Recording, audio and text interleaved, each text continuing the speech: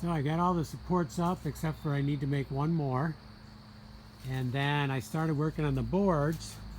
And I'll just note one thing. So I was working off the step ladder, which I pretty much was my only option because I didn't have the supports in and I didn't want to put a lot of weight here. And then once I got them in, I was still working off the step ladder. I just didn't think of it. And then I realized that well, I knew it wasn't the safest. You have to be very careful, keep your weight distribution good, and be careful when you pull yourself up and everything else. And I thought, why am I doing this? I need to get the step ladder out. Now that I got the supports in, this thing is solid. So I got the step ladder up and so much more comfortable and just safer. So the supports, big difference. So this thing looks really nice and straight, and it is solid. I mean, I would have no problem sitting out on this edge now. And I thought before, like, there's no way I'm sitting out there. I would lay out there now. I mean, it's that solid. It's really solid. I still have one more to put in too. So very happy with that. And it's much with the step ladder. This is comfortable. This is not a problem going down through here and nailing these on. So it turns out the other thing you need to consider is what width of boards are you putting on? Like in my case, I'm putting on 1-inch hemlock for the deck, the roof deck. But what width? So I started with an 8, which was really good because that allowed me to get this metal on. And this has gone through, I don't even know, like 6 or 8 different rains, maybe 12, because it's been on here a few weeks and it's rained a lot. So this protected, and we didn't get any leaks or anything, and we did the little tarring for the nail heads, but we weren't getting leaks anyways, but I feel better about that.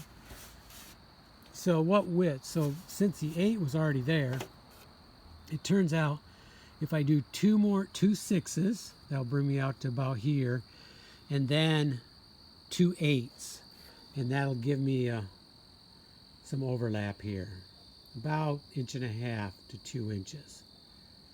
So that's what I'm going to do. I'm going to do 2 6s and then 2 8s for width, and we'll be right out where we need to be. So that's what I'm working on now.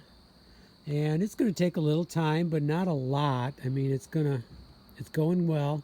I did have to trim a few more branches. They were just in my way. I mean, they were cool. They had nice bends in them, but with some heavy snow, they're going to be laying on the roof. So I cut them out. So now we can use our step ladder all the way across there and get the hemlock on. And then we'll be ready to put the aluminum on, which is very exciting because then we're all dried in and no more getting wet. Okay, that's where we're at. I'm going to call it a day, call it quits. It's getting dusk out, but I'm very happy with this progress. I'm super excited about the supports being solid. That was the one thing that bothered me about this whole project is, could I make them solid going into aluminum siding and not have it crush the siding? And what's underneath? Am I going to hit a good enough wood siding? And what's underneath that? And you can tell by when you screw it in that the screws are hitting some good material, and that's just awesome. It makes me feel really good. Could have been better material, sure. If there was inch siding on there, real boards like some people have done, some older houses have, that'd be even better, but that's just not the case. Or this siding is the tapered siding, so it's thinner at the top than the bottom, so where you hit that makes a difference.